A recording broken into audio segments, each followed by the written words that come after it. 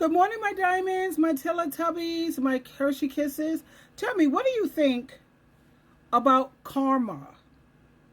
I don't really like to believe in it or see it as karma, as much as I like to say you reap what you sow.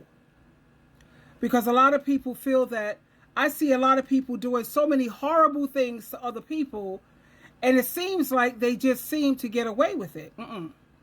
They never get away with it, honey. The Bible clearly says, vengeance is mine. I will repay. And you can find that scripture at Romans chapter 12, verse 19. And this instructs Christians not to seek revenge, but to leave it in God's hands.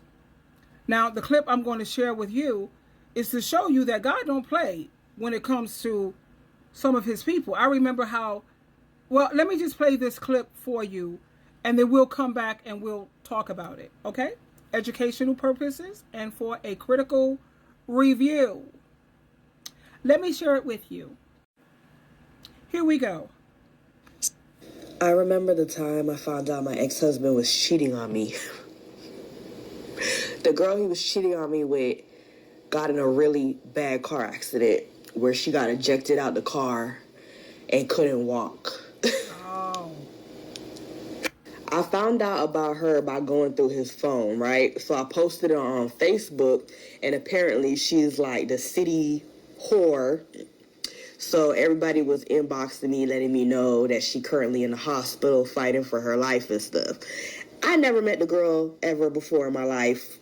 And do you know this man had the audacity to try to make me feel bad that girl was fighting for her life in the hospital? It's funny because God do not play about me. I mean, God be handling things behind my back that I don't even know about. How you want me to feel sorry for your side piece? Did she feel sorry for me that we have a 2-year-old baby? That is our honeymoon baby? And you out here cheating? But I'm supposed to be the one feeling bad, me, the wife? Then when he couldn't move on to her because homegirl recovering in the hospital, I think she lived, he got with his new supply, his current wife. They immediately, my baby was like 3 years old when she got pregnant. And, Lord forgive me, she ended up losing her baby. You cannot fuck people over and expect to have a good life. People really don't believe in karma. Karma is real and God don't play about me. Meanwhile, I'm up. On the real though, because I'm an empath, I actually felt bad that she lost the baby. I really didn't like that. She is pregnant again, so I wish them all the best. I wish them the best. I do. I remember the time I found out my ex. Yeah, I can imagine how she feels, like the man was married, she had a baby, and being a single mother. I think we all know that raising children, that's the hardest job in the whole freaking world. And yet he's moving on, making babies and laying up with somebody else. And this is why I say, anytime somebody don't want you going through their phone, you have to question that, because that's how he got busted. She was looking through his phone. So anytime a man or a woman is so like, oh, that's my privacy, I don't want to hear none of that nonsense, honey. It's not about that I don't trust you. It's about you're not a perfect person. And being an imperfect person, sometimes we make bad choices and bad decisions. Now hand me that phone. But anyway, back to karma. Is she wrong for laughing? I think it's okay. Don't gloat, because I don't think you should gloat to see someone's downfall or mishap. That's another imperfect person who made a bad choice, a bad decision. But I don't think there's anything wrong with being happy to see justice. That's where the happiness comes in. To see that God is not a liar. When he says, I will repay, baby, he will repay.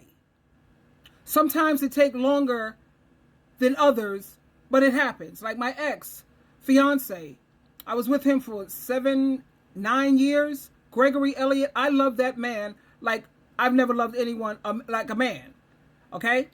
That man hurt me to the core. To the core. And in the end, he had dementia. He ended up in a nursing home, battling the virus. He ended up in a nursing home. And out of all the people that he could remember having dementia, he remembered me and my children and one of his sisters. And, God permitted me to see his endpoint. And it wasn't pretty, sweetheart. Cracked out, drugged out. He was a mess. And in the hospital, when I spoke with the nurses or whatever, because I kept in touch with him, because even though he cheated on me, he was honest. He didn't try to gaslight me. So I still kept him in my life as I healed. After I healed, I had to fall back. And then I got remarried. And I introduced him to my new husband, and they became friends, hanging out, playing pool, all of this stuff. But my point is, God allowed me to see how he ended up. And upon his exit, I even have the video. I can let you hear it. I'm going to pin it so you can see I'm not exaggerating. Check out my YouTube channel, where you're going to hear him saying, Sheila, I really messed up. And I'm so, really. And even when I was trying to help him out, people would steal his cell phone. People would steal stuff from him. It was just horror. Because when I love someone, my love is like a root. I don't have my love like a branch or a leaf. Oh, no. And for you to have treated me as badly as you did, cheating on me, stabbing me like betrayal, what? No. And I'm a one and done type of girl. The moment I find out that you did on me, you're done. That's a wrap. You see, I have boundaries. My first boundary is don't you ever put your hand on me, because that's over. Even though I had my ex second husband put his hand on me, but he ended up in the hospital, not me. Lesson learned. He knew that some women, they come back. So he ended up in the hospital. So I worked a bit with that. Don't put your hand on me. Don't cheat on me. Oh, don't you ever betray me. You can't come back from that. You can't. Not as being my man again. That ain't going to happen ever. And my third, I only have three major boundaries. Don't become a part of Lucifer's team. If you're not Team Jesus, because I know in the beginning, I don't even mess with you. If you're not on Jesus' team, you're not willing to have Bible studies. You're not willing to go to Christian meetings. Like my ex-husband, he was on the platform giving Bible talks because he knew the only way to be with SheilaTruelove was you're going to have to be Team Jesus. You're going to have to be on Jehovah God, Team Jesus, team. Now, if I met you, and you know how some people can be, they start off on a good foot and then they change up on you. Go ahead and change up on me and watch how fast I'm going to, let me take this tag off. I'm going to change up on you. Those are my three boundaries, baby. Don't you ever do betrayal, cut my throat, stab me in my back. Don't you do that, because I'm one and done with you. I'll never trust you the same ever again in life. And don't put your hand on me. And don't switch up on me after pretending that you're Team Jesus, and then I find out that you're just like doing everything that makes Satan, the devil's heart, rejoice. You barely doing anything to make God's heart rejoice. See ya. Gotta go. Let me read some of the comments here.